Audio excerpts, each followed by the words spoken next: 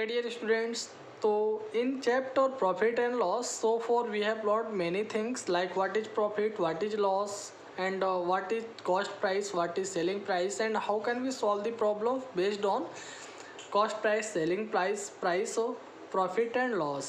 इस सभी के बेस पे अभी तक हमने बहुत सारा क्वेश्चन सॉल्व किया एंड आई होप आप सभी को ये सब कुछ समझ में आया होगा जो अभी तक हमने बताया। तो इसी चैप्टर में जो हमारा नेक्स्ट टर्म आता है दैट इज डिस्काउंट। तो it is also very important term related to profit and loss, यानी डिस्काउंट भी प्रॉफिट एंड लॉस चैप्टर से रिलेटेड है, बहुत ही इंपॉर्टेंट टर्म होता है। तो आज के क्लास में हम लोग डिस्काउंट के बारे में पढ़ेंगे, इसके बेस्ड पर जो प्रॉब्लम्स होते हैं वो सॉल्व करेंगे। हाँ, तो स्टूडेंट सबसे पहले हम लोग ये जान लेते हैं कि डिस्काउंट होता क्या है। तो व्हाट इज डिस्काउंट? तो हम ये कह सकते हैं कि जब कोई बिजनेसमैन, जब कोई शॉपकीपर अपने स्टॉक को, जो उसके स्टॉक है वो सीज़न के लास्ट में समाप्त करना चाहता है ताकि वो अगले सीज़न के लिए ना बचे, यानी अगले सीज़न से पहले ही अपने स्टॉक को समाप्त करना चाहता है, तो वो अपने वस्तु, अपने आर्टिकल के जो मार्क प्राइस होते हैं, क्या होते हैं? Mark price. यानी आप जानते हैं कि जितने भी वस्तु हम लोग मार्केट से ख़रीदते हैं सब पे EMP यानी मार्क प्राइस अंकित होता है, यानी लिखा गया होता है। तो उस मार्क प्राइस पे जब कोई शॉपकीपर, कोई दुकानदार, कोई बिजनेसमैन कुछ छूट देता है, कुछ रियायत देता है, जिससे उसका जो प्रोडक्ट है, जो उसका आर्टिकल्स है, ऑब्जेक्ट है, वो नेक्स्ट सेशन के लिए ना बचे, इसी सेशन में वो समाप्त हो जाए, तो इसके लिए वो जो डिस्काउंट या जो छूट देता है उसी को हम लोग यहाँ डिस्काउंट बोलते हैं, है ना स्टूडेंट। तो इस तरह से हम कह सकते हैं कि जो शॉपकीपर होते हैं वो हमेशा जो डिस्काउंट देते हैं वो मार्क प्राइस पे देते हैं। किस पर देते हैं? मार्क प्राइस, जो कि वस्तु पर अंकित होता है, लिखा गया होता है।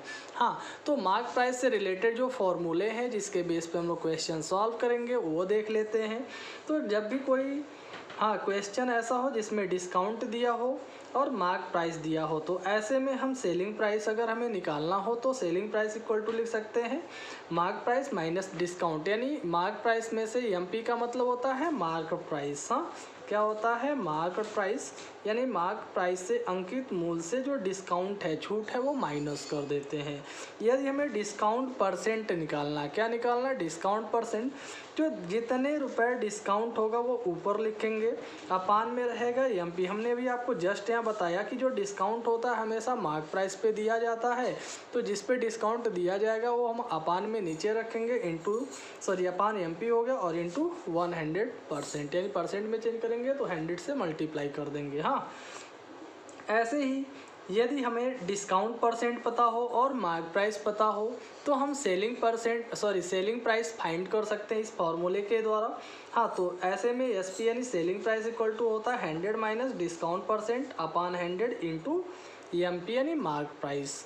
और यदि हमें SP पता हो, मतलब सेलिंग प्राइस पता हो और डिस्काउंट परसेंट पता हो, और हमें मार्क प्राइस फाइंड करना हो, तो ऐसे में मार्क प्राइस इक्वल टू होता है 100 into SP upon 100 minus discount percent. तो student these are the some formulas which we have to use here to solve the problems based on discount. तो discount के बेस पे हम लोग जो question solve करेंगे वो इन सब फॉर्मूले के बेस पे ही सॉल्व करेंगे। तो let us see some questions.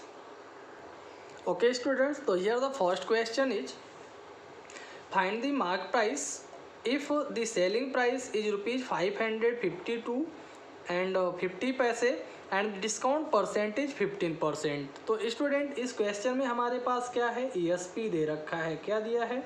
ESP दिया है रुपीज़ 552 और 50 पैसे, और डिस्काउंट परसेंट दिया है, क्या दिया गया? डिस्काउंट परसेंट दिया गया है 15%। तो हमें बताना क्या है? मार्क प्राइस बताना है। तो इस केस में हम आपको बताए थे अगर हमारे पास डिस्काउंट परसेंट हो और ESP दिया हो तो EMP का फॉर्मूला अभी हम आपको जस्ट यहाँ पे बता रहे थे। क्या होता है? ऐसे में EMP इक्वल टू होता है 100 इंटू सेलिंग प्राइस यानी ESP अपान 100 माइनस डिस्काउंट परसेंट। क्या होता है? ये हम डिस्काउंट को शॉर्ट में लिख देते हैं, डिस्काउंट परसेंट होता है। तो हम यहाँ 100 लिख देंगे, ESP के स्थान पे आपका ESP 552.50 आ जाएगा, अपान 100 माइनस डिस्काउंट परसेंट कितना है 15, तो यहाँ अपान 15 आ गया। अब अगर हम इसे सॉल्व करते हैं तो 100 इंटू 5 52.50 अपान आ जाएगा, ये माइनस हो जाएगा 100 से 15, तो कितना आया 85, है ना। तब इसको हम डिवाइड अगर करते हैं तो डिवाइड करने पे आ जाएगा 17 5 जा 85, ये डिवाइड कर लेते हैं। 17 3 जा 51, 4 आ रहा है 42, 17 2 जा 34, 8 आ रहा है 85, 17 5 जा 85। उसके बाद 0 हम लिख सकते हैं, है ना। 2 अंक के बाद पॉइंट है तो पॉइंट, 5 1 जा 5, 5 6 जा 30, 5 5 जा 25, 0 बढ़ गया। हाँ, अब यूँ कह लें यहाँ 2 अंक के बाद पॉइंट है तो आप यहाँ पॉइंट लगाएंगे ही लगाएंगे। तो इस तरह से 100 का मल्टीप्लाई जब 6.50 में होगा तो 6500 इस तरह आएगा, तो 2 अंक के बाद पॉइंट लगा देंगे, तो पॉइंट के बाद 0 0 आए तो आप हटा सकते हैं, तो कितना आ गया 650 आ गया।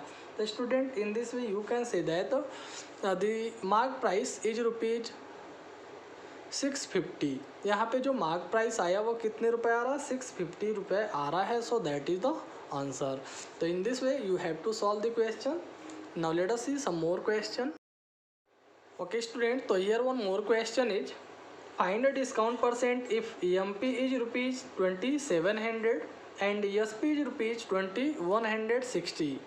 तो यहाँ कह रहा डिस्काउंट परसेंट फाइंड कीजिए, हमें डिस्काउंट परसेंट बताना है यदि किसी वस्तु का EMP यानी मार्क प्राइस कितना दिया हो 2700 रुपये और ESP कितना दिया हो रुपीज 2160 रुपये। तो हमारे पास यहाँ EMP है और ESP है, हमें बताना डिस्काउंट परसेंट। तो स्टूडेंट डिस्काउंट परसेंट निकालने के लिए पहले हमें ये पता होना चाहिए कि डिस्काउंट कितना है, क्योंकि डिस्काउंट जब हमें पता रहेगा तभी हम EMP पे डिस्काउंट परसेंट फाइंड कर पाएंगे। तो पहले हम लोग क्या निकालेंगे डिस्काउंट।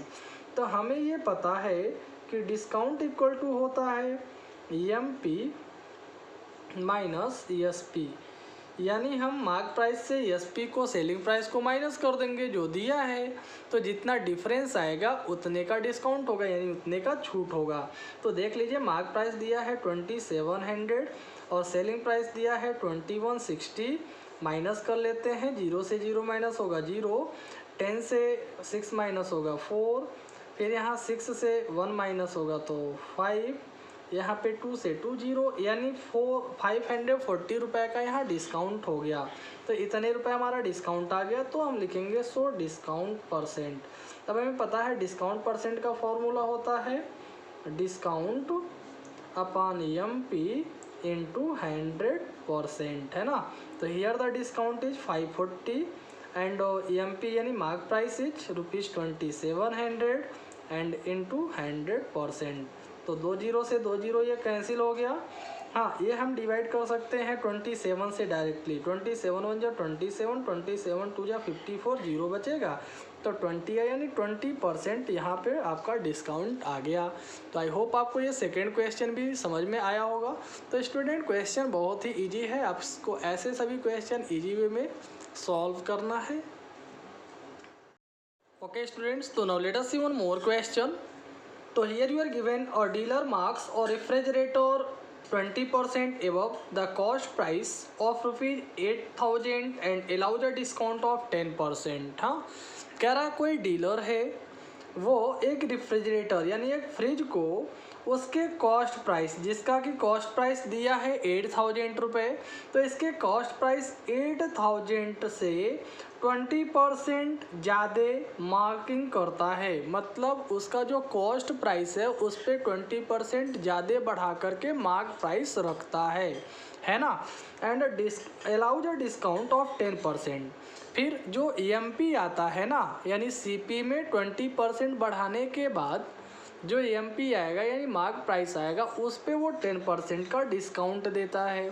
तो find the selling price and the profit percent. तो आपको बताना है इस केस में सेलिंग प्राइस क्या है और प्रॉफिट परसेंट क्या है। हाँ, क्या बताना हमें, सेलिंग प्राइस और प्रॉफिट परसेंट, दो चीज़ बताना है।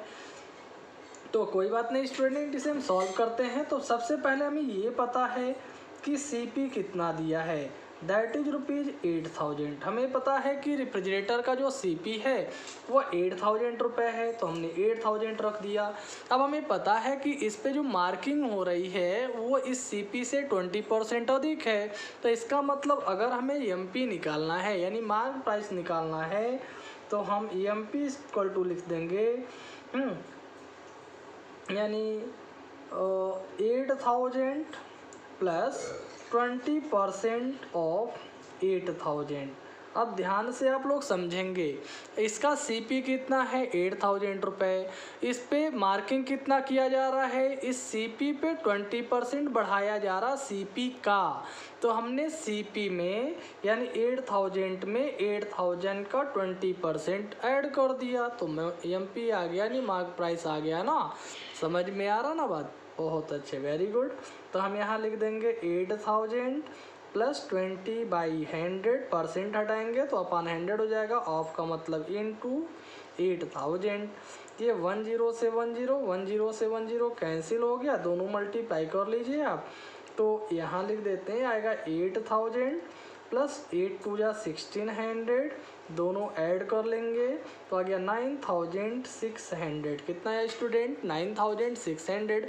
तो इस तरह से हमें मार्क प्राइस भी पता चल गया, सीपी इसका दिया ही है ना। तो अब हमसे क्या पूछ रहा वो? Selling price. लेकिन ये हमें पता है कि यहाँ जो डिस्काउंट दिया जा रहा है, डिस्काउंट परसेंट भी हमें पता है, दैट इज 10%। तो हमें तो ये पता चल गया ना कि इसका जो मार्क प्राइस है वो 9,600 है। अब इसमें वो 10% का डिस्काउंट दे करके ही सेल करेगा। तो हम बताए थे अगर हमें एमपी पता हो और डिस्काउंट परसेंट पता हो, सेलिंग प्राइस निकालना हो, तो ऐसे केस में हमें पता है कि ईएसपी का फॉर्मूला होता है यानी सेलिंग प्राइस का फॉर्मूला होता है 100 minus discount percent upon 100 into MP यानी मार्क प्राइस। यही होता है ना, बस इसी फॉर्मूले में रख देते हैं। तो ये 100 माइनस डिस्काउंट परसेंट आपका 10 है अपॉन 100 इनटू मार्क प्राइस। तो मार्क प्राइस कितना हमने लाया है 9,600, तो यहाँ 9,600 हो गया। ये चाहे तो हम 20 से 20 यहीं कैंसिल कर देते हैं। आगे आप सॉल्व करेंगे तो 100 से 10 माइनस हो गया 90 इंटू 96, दोनों हम मल्टीप्लाई कर लेते हैं तो 9 6 जा 54 कैरी 5 आएगा, 9 9 जा 81, 81 में ये 5 ऐड कर लेंगे तो 86 और ये 0, यानी अब इसका डिस्काउंट के बाद जो सेलिंग प्राइस आ रहा है वो 8,640 रुपये आ गया। कितना आ गया? 8,640 रुपये, यानी हमारा पहला आंसर आ गया जो हमसे सेलिंग प्राइस वो पूछ रहा था। तब हमसे पूछ रहा है इसका प्रॉफिट परसेंट कितना हुआ, तो प्रॉफिट परसेंट कितना हुआ इसके लिए क्या करेंगे, अब आप प्रॉफिट के लिए ये देखेंगे यहाँ पर सीपी कितना था 8,000 और एसपी कितना आया 8,640, तो कितना प्रॉफिट आया, फिर प्रॉफिट के बाद हम प्रॉफिट परसेंट फाइंड करें।